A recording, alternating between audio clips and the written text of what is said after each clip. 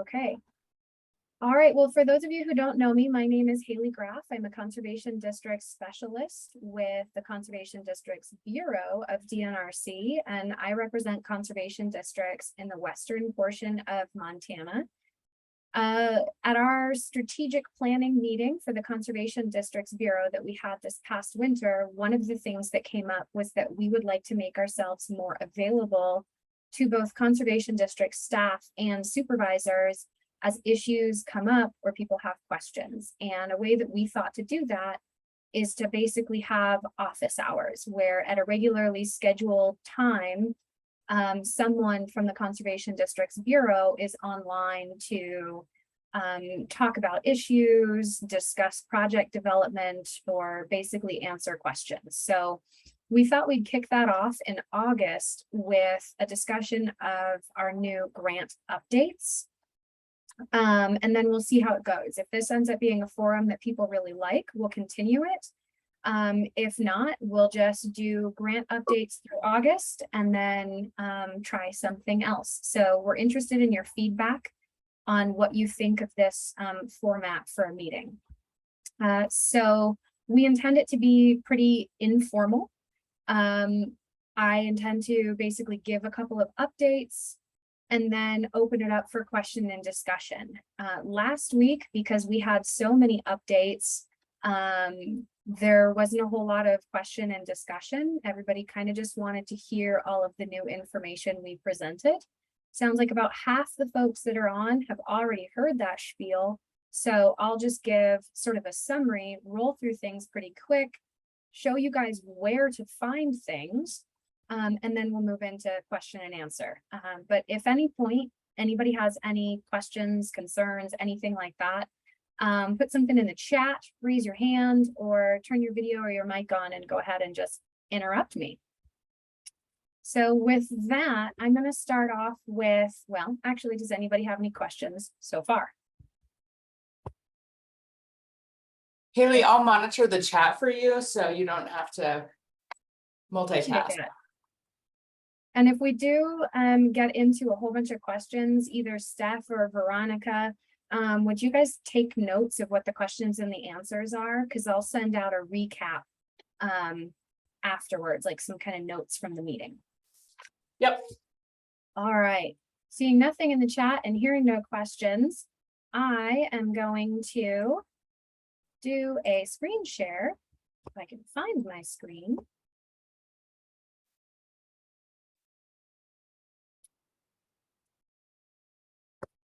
Okay, with any luck, you all are seeing my screen.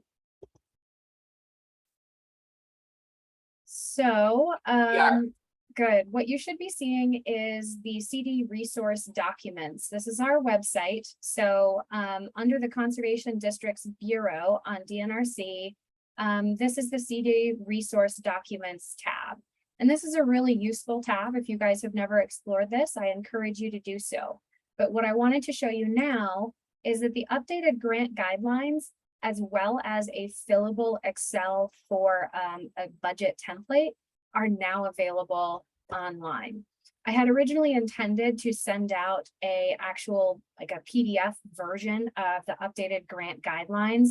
But as I imagine, once we get some more eyes on them and we get some more questions and feedbacks from CDs, there might be some small changes that we make. So I'll just continue to send out the link to this, and then you know that you can always come back here to this website for the most up-to-date version. So I'll go ahead and open those. And so then you can see also I added a date here. It says updated today. So this is the most up-to-date version. This table of contents should be hyperlinked with any luck.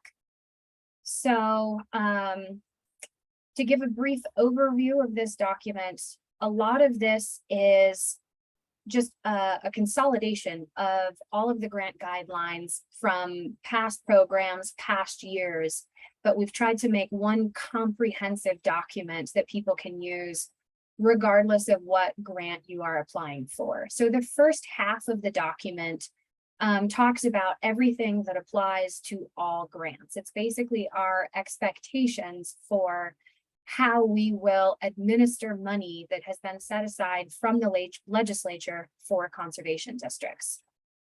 So the first thing I'll talk about is the deadlines and the cycles. So a couple of big changes here.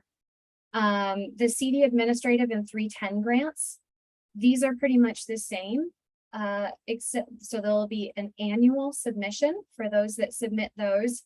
However, we've made it a little bit earlier in the year so that hopefully we can get under contract quickly, given the end of fiscal year, and get money dispersed to conservation districts a little earlier in the future. Education mini grants in the future will be ongoing with a rolling deadline, meaning that beginning in September, you'll be able to submit an application at any time, keeping in mind that we probably need about 3 minutes to get through the contracting. 3 minutes, that'd be nice. 3 months to get through the contracting process, so make sure to plan ahead. For CD project grants and pollinator grants, those will now have a biannual. They're the same. I just separated them in this table because the pollinators come out from a different pot of money on our end. So we will have, so the next cycle that will be open will be September 1 through October 15th. Anticipating that those projects will start March 1st. And that's to give us plenty of time for the Conservation District Advisory Council to review the grants that they need to and have a hearing on those, to have internal review from DNRC, get them awarded and get them under contract. That process can sometimes take up to 6 months. So we want you all to be aware of that sort of gap. So if you're hoping for a project to start next spring, you'll apply this fall. If you're wanting a project to start next fall, you'll apply next spring. So given that, we're more or less skipping a round of applications that under the previous guidelines we would have had open. So if anyone was sort of counting on that money, they had a project that they were hoping to implement this fall or winter, get in touch with us. We can work with you to try to potentially award some funding outside of a grant cycle, since we have made so many changes. All right, eligibility requirements have stayed the same. Conservation districts are the ones that need to be applying for this. But we're really encouraging conservation districts to be active partners in the project. In the past, a lot of nonprofits and partner organizations have requested that conservation districts act as pass-through for that funding. While that is still allowed, we really want conservation districts to be directly involved in the project if possible. The application and submittal process, we're using Submittable. I'm not going to get a ton into that today. We can focus on that at a later date. Just know that your conservation district will need a Submittable account, and we will no longer be accepting paper applications except under rare circumstances or when something really goes wrong. Authorized representative. This is just a note that basically the authorized representative is the elected official who is ultimately responsible for the CD finances. This is generally the chair, vice chair, or someone else on the board who has been approved by the board. This is not a staff person from the conservation district, unless under a really bizarre circumstance, you have a motion on the books authorizing a staff member to be able to do that, but I wouldn't encourage that. However, a staff person, whether it's the administrator or somebody else working for the conservation district, can be the direct point of contact for a grant. So you'll see in the application, there's 2 different sections that you fill out. One's for the authorized representative, one is for the point of contact. All right. So the scope of work, well, hang on, let me pause and ask if there are any questions so far.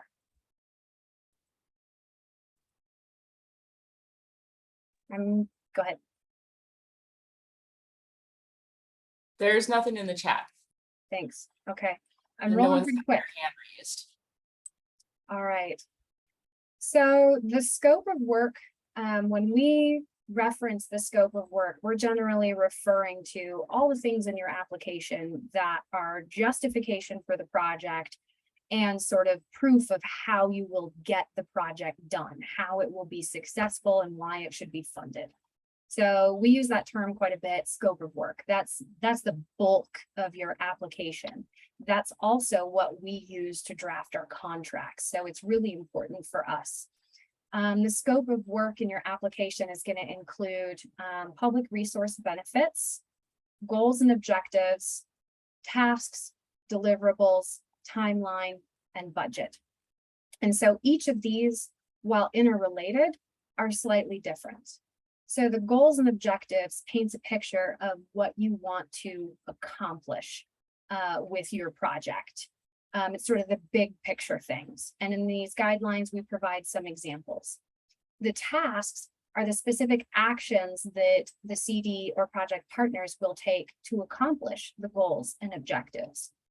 Then the deliverables are the tangible items that you will submit to DNRC to prove that you did those tasks and accomplished your goals and objectives.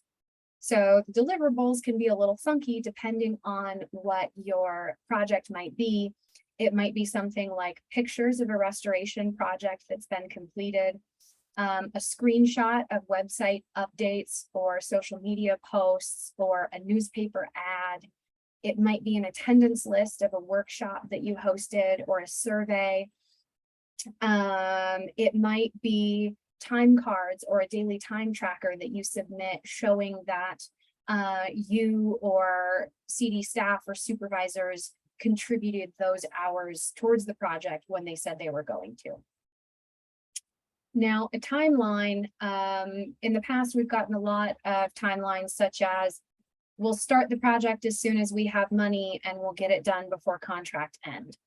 And unfortunately, for our contracting purposes, we need to have very specific benchmarks. So that would be something like project planning will begin in spring. We'll have a landowner meeting in August. We'll start project implementation in the fall with grant closeout and report writing in December. Or it might be, we will attend this professional development seminar at this time, or our staff will be working approximately 5 hours per week through the summer months, accomplishing this task by September. So it's very specific that way. For the budget, generally a good rule of thumb is that the more funding that you're asking for, the more detail we need to have in your budget. So we've provided a template that's online, and I can actually go to that really quick. If we open this.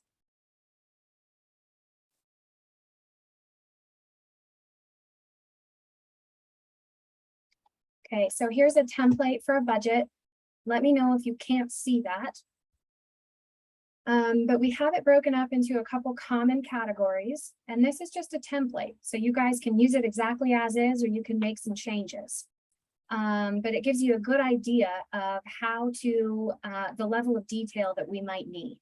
So instead of putting in your grant budget that you need $2,000 for personnel expenses, instead, we want to see individual people, how many hours they'll be working, and what their rate is.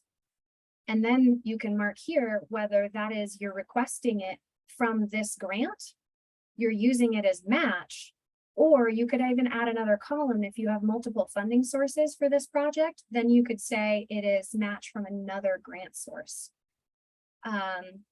Same thing, contracted services. If you are buying pollinator seed, for example, you would put pollinator seed, and then you would put how much. So maybe you say, I don't know, 10 pounds of pollinator seed or 20 bags of pollinator seed, how much it costs per bag, and then the total would go over here, and whether you're requesting that funding as part of this grant or the conservation district is purchasing it and using it as match for the grant.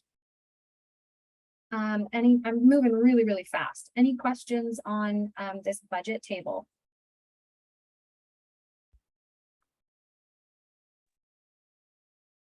So far, so good. Okay, awesome. I would just add to, and I don't know if it's on that spreadsheet, we might need to tweak it, but we want to know, let's see where that column was. In the budget spreadsheet, sorry. Hang on, sorry, I already closed it.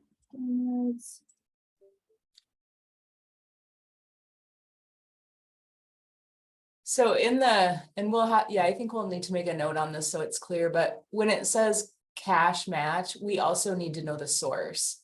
I know Haley alluded to that, so like she said, if, but you could just like type it in that, maybe we'll put it in parentheses or something to make that clear. But then add columns, as she said, if you have additional cash matches from other sources. Yeah, that's a great point, Steph. Thank you.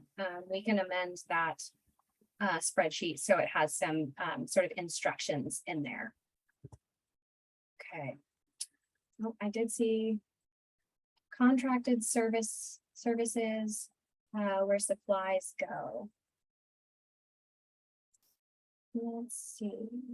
So you're asking, okay, so that's a good question. So if you're purchasing supplies, would you put it under contracted services? I don't know. I generally think of contracted services as when you have a memorandum of understanding or a contract with someone else for them to do work. I would generally put supplies in another category. If you don't feel like it matches one of these categories, feel free to change the titles of these. So instead of this being equipment and software, it could very well be educational supplies, for example. So this is just a template for you to work off of, a place to start. You don't have to use it exactly as is. And if you have a template that you like better, we'll also accept that. Just make sure that it has the same level of detail. And I think maybe one of the points of confusion is, and we're still working on this spreadsheet, obviously, so patience, please, until we roll it out on September 1. But Haley, on the professional development piece, it on the total, it says supplies and materials. So that my case confused. See what I? Yep. So things, yeah, if you guys pick up stuff like that, please let us know. Please, yes. If you Does that help? Yeah, okay, well, we can get those couple little things edited on this spreadsheet and repost it to the website. Easy peasy. Let us know if there's anything else that you guys catch. Okay. All right, so going back to program guidelines. So one of the things that's new for our guidelines is that we have a pretty specific ranking criteria sheet that you can use to understand the type of information that we'll be looking for in your application and just our overall expectations. One of the reasons that we did this is because with SJ 27, which is the study bill for conservation district funding, there's a little bit of a spotlight on conservation districts and how they spend their money right now. And while that's a good thing, because we want the legislature to be aware of all the really good work that conservation districts are doing, it also means that we kind of need to be dotting our I's and crossing our T's. So we wanted to make sure that our expectations for this grant program are very clear to everyone up front, so there's no questions down the road. So we're asking for really good quality applications that we can easily justify to the legislature of this is how we are dispersing this money and why. So hopefully these ranking criteria are pretty clear to folks. I won't go through all of them today. Just know that that link is now live on our website. Actually, I'll go ahead and drop it in the chat so you guys can follow along if you want. Okay, so there's the link to this webpage that I'm at, so you guys can open these documents here, follow along if you'd like. Just know that as we identify errors or small changes. We will be updating this. I don't imagine anything substantive will change, but small little mistakes like we just talked about. So there's 100 points total on this ranking criteria, with each section being scored 0 through 1. So Conservation District Bureau staff like myself and Stephanie and Veronica, we would be ranking these as grant managers. If we feel like we need to pull in additional people, we might form a team of people who would rank these so that there's no biases in our ranking. And then if the ask is over $10,000, we will also have the Conservation District's Advisory Council review and rank grants. So everybody should be kind of ranking based on similar criteria. The first couple of questions is basically how well thought through is the project, and how much effort was put into the application itself. Is it all there? Is it complete? Is it clear and concise? Does it make sense? Or do we feel like we need to send it back for a lot more detail? And then we kind of get into the meat of things. Like, are there clearly stated goals and objectives? Are the tasks adequately described? Are the deliverables appropriate for the tasks and the goals and objectives? Does the timeline include specific milestones that can be tracked? Is the budget clear and reasonable? So all of this is laid out in the expectations provided above. So they should all sort of tier off of each other. You should know exactly how you're going to be ranked because it's all laid out in the guidelines. And then I can also show you that this also mirrors our new application form. So this is the new application form. And again, I don't believe that any substantive changes will come to this before September, but I imagine that we will have a few little errors or wordsmithing that we do between now and then.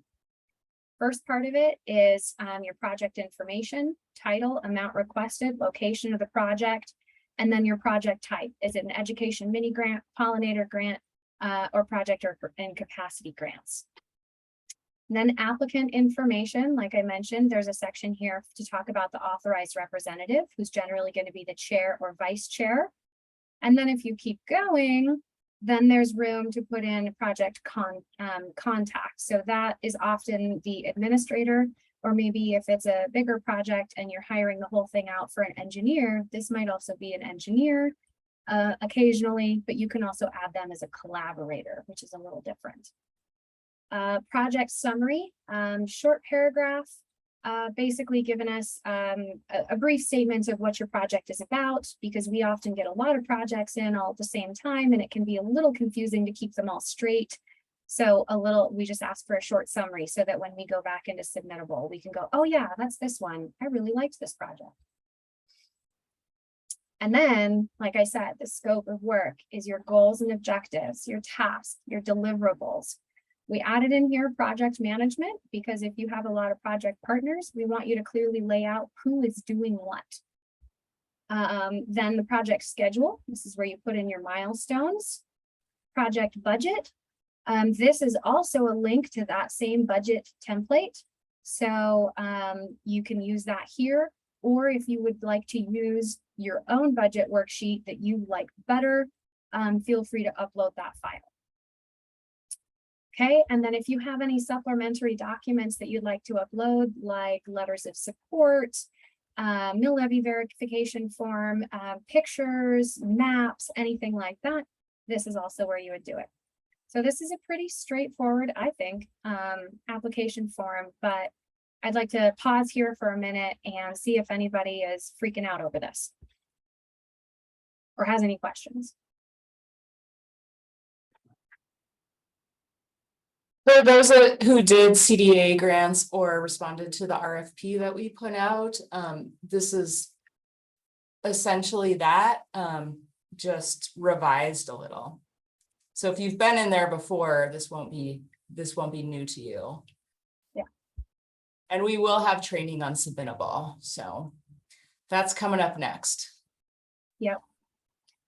Okay, and while I'm in here, I'll also show off the eligibility form that we put together. This is a really basic form that basically ensures that you're eligible.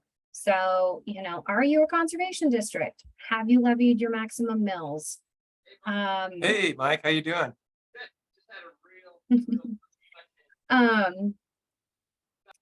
And we put in here that the project should be approved by the Board of Supervisors at a public meeting.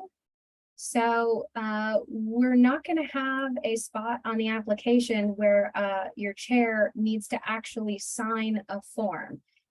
So this is honor system. We want you to say that in some way, shape, or form, the board has approved you to be applying for this money on their behalf. And then we want to see that conservation districts are working towards strategic planning of some kind, whether it's in very simple annual work plan, or it's a component of a watershed restoration plan, or you have full detailed strategic planning documents from your conservation district. Just really anything that lets us know that you do in fact have a plan for this project and you're not just winging it. And then we also want to know that you did in fact read the grant guidelines. So that's a pretty basic form. I think enough of that. Okay. Any questions on either of those forms or the ranking criteria?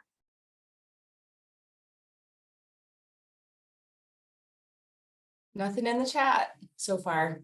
Thanks. All right, so I'd like to point out that Conservation District Bureau staff are available to help with applications. We can't write the application for you, but we can help with project development, brainstorming ideas. If you're having trouble putting together a budget or you're not sure what deliverables would be appropriate for this project, we can help you with all of that. If you have a draft written that you would like us to review before you hit the submit button, we're also totally game to do that. Just let us know in enough time before the deadline that we can provide feedback and aren't, you know, well, I personally am not going to be staying up till midnight to review these, just FYI. Okay, there's information in here on match. I'm not going to get into that here. I will let you guys go through that with the one caveat of here is a hyperlink to the value of volunteer labor worksheet. This has some really good information from DEQ actually on how to figure out how much your time is worth, how much a supervisor's time is worth, how much a volunteer's time is worth, anything like that. So that if you're reporting match for either one of our grants or another grant, you know that you're actually capturing all of that and representing it well. I think a lot of times conservation districts don't realize that a lot of the work that they do, even a meeting where a project is discussed, can be used as match. There's some discussion in here about ineligible expenses. So these are things that we would flag either in an application or in a status report. And it would either make the application ineligible if it's too much, or we might send back your vendor invoice and request changes because we wouldn't reimburse something that's ineligible. I'd like to bring everybody's attention to this one here. In the past, there's been some confusion about whether food was or was not allowed. There was even confusion amongst ourselves and between different sets of grant guidelines. So what we're trying now is that we will allow food as a reimbursable expense as long as the cost does not exceed 10% of the overall project budget. So for example, if you're doing a field trip and you want to buy some waters and it's, you know, $20, fine. If however, you're doing an event and really the only cost of the event is that you want to take everybody out to dinner, we're probably not going to pay for that. So shoot for that 10%. That's a change this year. There's information here about the Montana Environmental Policy Act and how that relates to projects. Just know that any project that has on the ground impact, even if that impact is beneficial, will need to fill out the MEPA checklist so that we can get MEPA compliance done. And the MEPA, once you have submitted the MEPA checklist, you'd submit it in Submittable with your application. And then basically we take it from there. So this MEPA checklist is the only portion of the MEPA process that you guys really need to worry about. And let me say, Haley, that there are exclusions to that, and Demi, our MEPA coordinator, is working on categorical exclusions like the CDA grants or education and outreach. So, and I just wanted to emphasize that not every single application is going to need a MEPA checklist. Yep. Really just the ones that have a physical impact on the environment in some way. All right, there's some information in here about the grant review process and the new Conservation District Advisory Council, which was previously known as RCAC, the Resource Conservation Advisory Council. They got renamed this year. Some basic information in here about reporting and reimbursements, procurement, contract terms and conditions, and closeout. We started building these sections out a lot more with a lot more detail, but pretty quickly realized that we were just copying and pasting from contracts. So this is just enough information to give you a little bit of understanding as to what you're getting yourself into if you don't already have a contract and you're applying, you're a new applicant. However, if you already have a grant under contract, all of this information and a lot more is in your grant contract. So if you have questions about your contract terms and conditions, status reports, final report, project closeout, any of that, I really encourage you to go back to your contract and review that. If you still have questions beyond that, that's when you would give your conservation district specialist, whoever that might be, you give them a call, shoot them an email, basically ask for some guidance on that. All right, so that was the first half of the document. Second half of the document gets into specific project or specific grant types and any additional stipulations that apply specifically to those. So CDA grants and 310 grants, there's just a little bit of additional information here on how to do those. Conservation district project and capacity grants.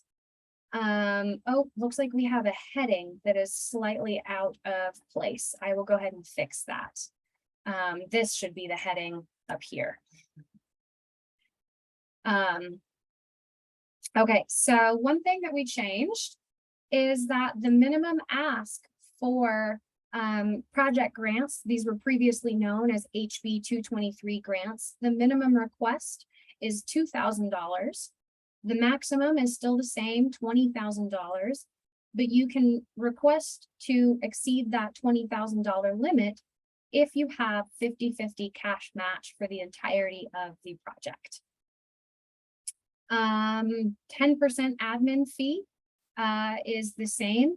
Just note that that's a true 10%. So if you're asking for 20%, and you say that the total project, excuse me, if you're asking for $20,000 and you say that your project actually costs $18,000 and you're requesting a $2,000 admin fee to make your total $20,000, that math doesn't work out because 10% of $18,000 is not $2,000. So you get the point there. Okay, education mini grants. We have upped the minimum ask to $500 and the maximum to $2,000. And that's basically because we acknowledge that the previous maximum of $500, that just really doesn't go very far anymore. So be aware that there are new limits. Pretty much everything with pollinator grants has stayed the same. And that is the end of the grant guidelines. Any questions on what I just covered there?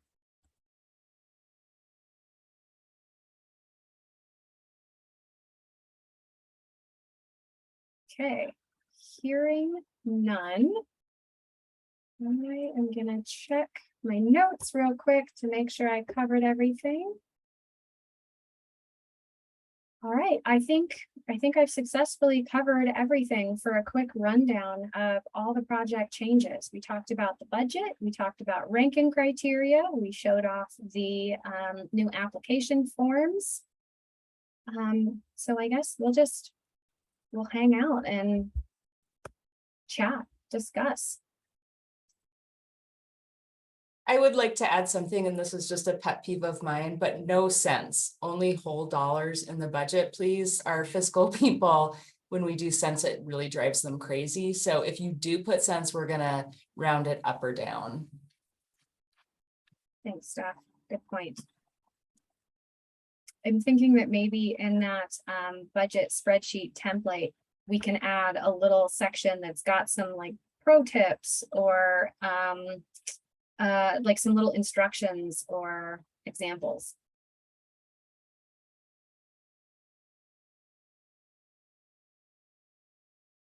Okay. So folks that were on last week and are back this week, is there anything since last week that has been keeping you up at night or you're worried about or anything that you have feedback on? I'd love to hear from folks.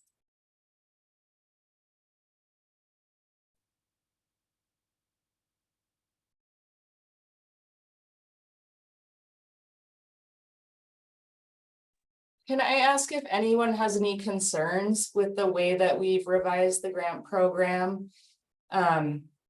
Or feedback? So we can incorporate it now before we launch this September 1.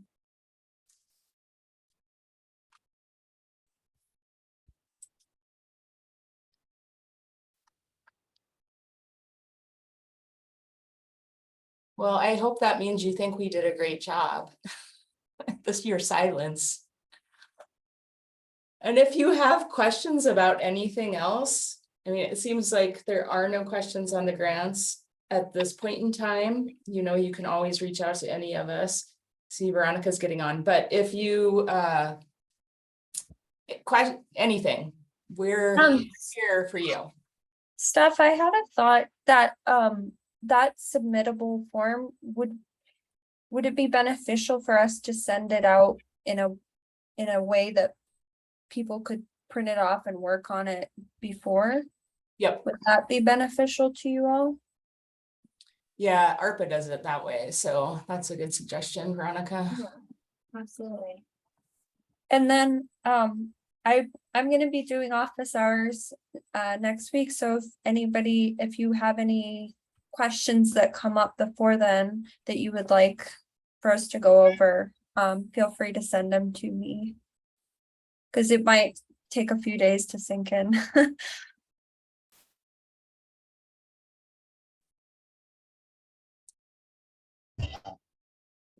I was just wondering if we were for closing out a grant, if we were trying to do like an equipment rental, because I know some conservation districts have that, how would that work?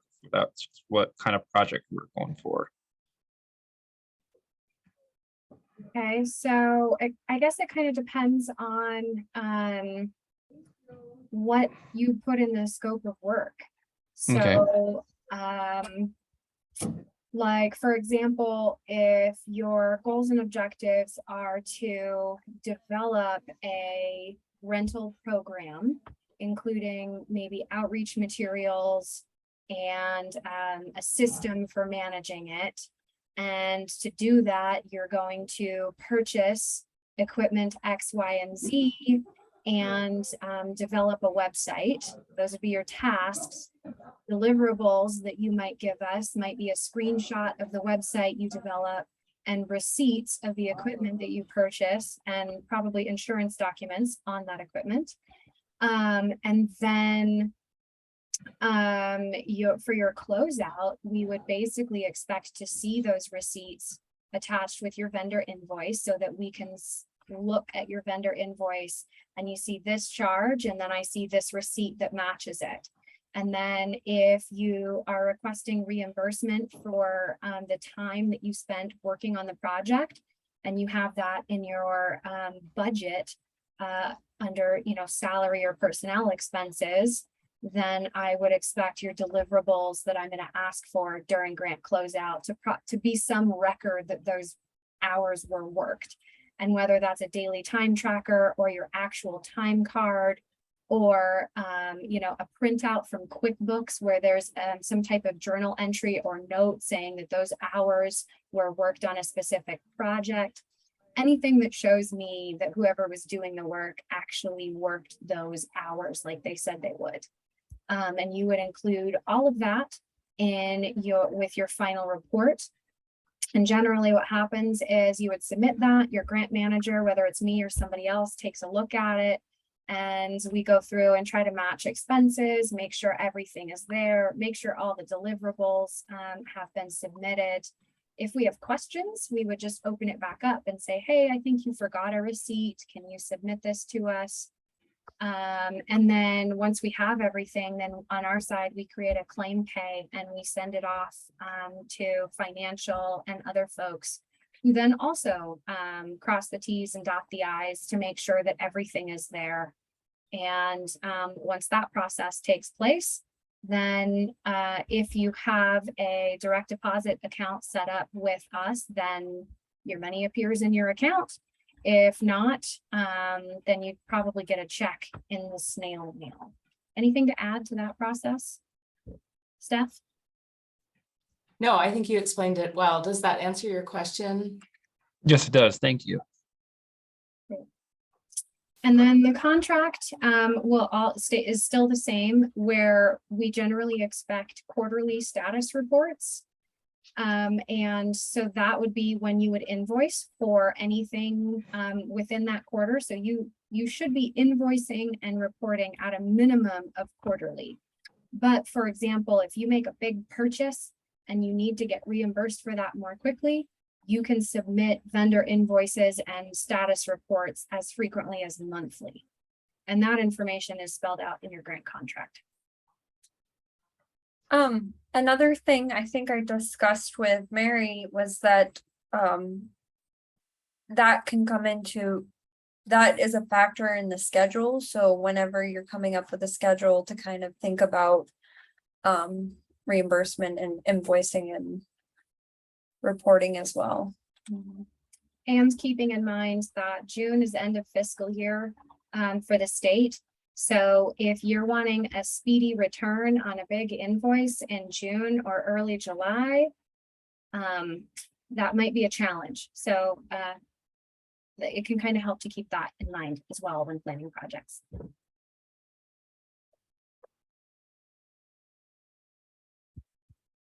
And I thought I would just highlight what Haley began with in terms of why we're asking for so much information and why the reimbursement process is the way it is. And in addition to the scrutiny with the legislature, fiscal looks at these reimbursement requests as, will this pass an audit? So that's the lens that we look through when we receive reimbursement requests. And when we say we need proof of payment or we need this or that, the only things that we don't need receipts for are the 10% admin. And for time, we do need, and time and travel, we do need a general ledger or timesheet, travel expense form, whatever it is. And we don't require that to be in any particular format. We just need the district to sign off on the on that document that backs up the amount you're requesting. We wish it was a whole lot easier, and we've been talking a lot with fiscal. Well, we haven't because it's fiscal year end, but we have had conversations with them and we will soon about somehow making this process easier for districts. And one of the ideas that might come to fruition is having a master contract with each district who applies for a CDA. And then if you are successful in getting a grant award, there would be a task order associated with that, that previous contract. We recognize that if you're doing a $500 mini ed grant, by the time you've got the application in and we've reviewed it and the contract has been written, we've spent $500 essentially. So we really are taking a close look at that. We just are bound to, you know, certain requirements here, but just know we're working on it. Mhm. And I'd also like to say in the application, you know, same rule of thumb as with the budget. In the bigger your ask, the more detail that we need. So if it's a mini education grant, or a very straightforward like district capacity grants, you know, something like that. Don't be afraid of bullet points. You know, if I see an application that comes through and the tasks are task, you know, 1 through 6, and each is a line of, you know, we're going to hold a stakeholders meeting, we're going to plant 100 trees, we're going to purchase equipment. I'm gonna work 100 hours, I'm gonna travel this far. If you just have bullet points like that, as long as it gives me enough information to understand how those tasks will be accomplishing the goals and objectives, that's fine. And same with the deliverables too. It doesn't need to be a page-long narrative of things. You can say before and after photos is a deliverable. Things like that. So hopefully we've kept the application pretty simplified and concise so that you're not having to spend hours and hours writing.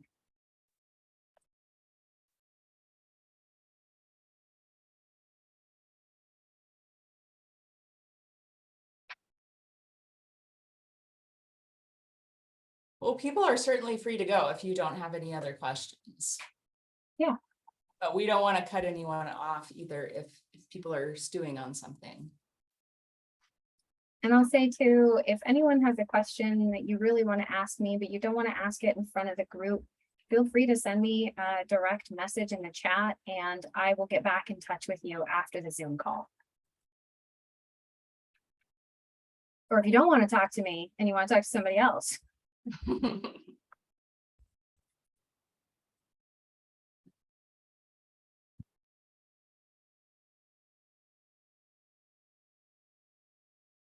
All right, I think we're pretty good to close out this Thursday office hours for August 11th. Thank you very much, Haley. That was a really good, even though it was, you said a summary of what you did last week, which I wasn't able to attend. It was really well done. So thank you. Well, I don't think I was as, I don't think I summarized as well as I originally intended. I talked and talked for about 40 minutes. So, you know me, I'll fill the It was silence. good. Okay, all right. Well, last call for questions. Otherwise, I'm gonna cut it off. Well, thanks everyone who joined, and I hope this was useful. Hey, before you close, John Bach, thanks for coming in from Valley CD. Did you have any questions for us? No, I don't. I might get a hold of you, Veronica or Mary, any of them. We recently lost our administrator, so I'm a supervisor and just trying to kind of catch up on some of the grant stuff. I'll probably be doing the mini ed grant and whatnot for Conservation District here. So I thank you guys for the time. And Thanks you for coming, John. you received a copy of what Brittany submitted last year? Yes, I did. Okay, Thank you. as a starting point. Okay. So I have it on my calendar for September 2nd. Great. All right. Thanks, everyone. I just wanted to add that if you had a project in plan and that plan was based on the old deadlines that we used to have, we will be flexible, if there's a project that's timely before September 1st, we will work with you if it's a mini ed, or a project grant.